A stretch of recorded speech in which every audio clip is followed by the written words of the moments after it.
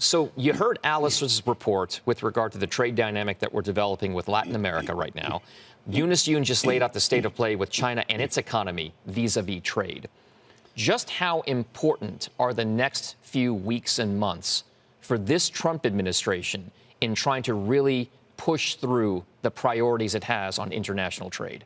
Extraordinarily important, Dom. And these 4 new trade agreements, I think, are a great showing of momentum, of the importance of using tariffs as a strategic tool to get folks to the table.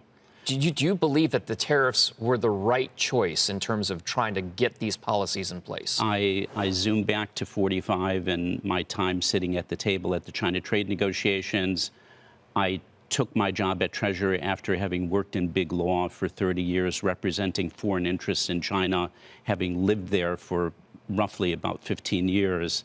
And it was, facing the same issues that my clients confronted, being stonewalled for decades.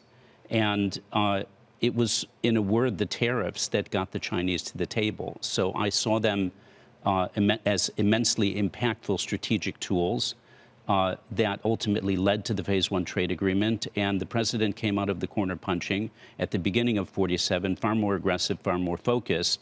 And we see some really, really concrete results. The 4 agreements of which we just heard about are the back end of some really impressive results that came at the beginning of the tariff seasons. Let's just zoom out and look at some numbers and how matters played out. In a short period, so the president stepped in, largest trade deficit that a president ever inherited in history, $1.2 trillion. And he imposed a series of tariffs, as we know. We don't need to run through the numbers, the history, the types of tariffs. But let's look at the results 6 months into it. The president and the trade team signed up over 10 agreements. Now we're closing in on 20 after the 4 new ones that we just heard about.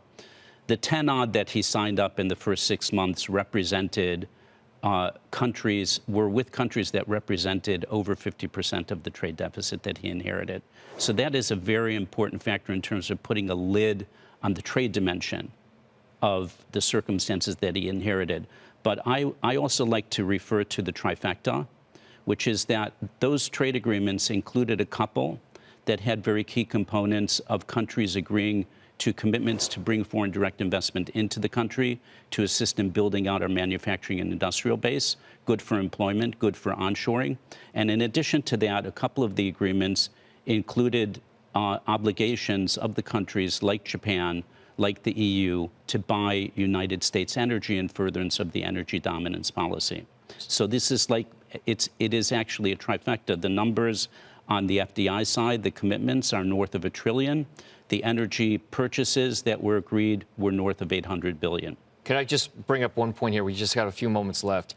If you take a look at the trajectory of how these trade agreements play out, what are your expectations for the first half of next year with regard to the progress that can be made? I expect that the president will finish up the plate of the remaining straggling countries in the middle band.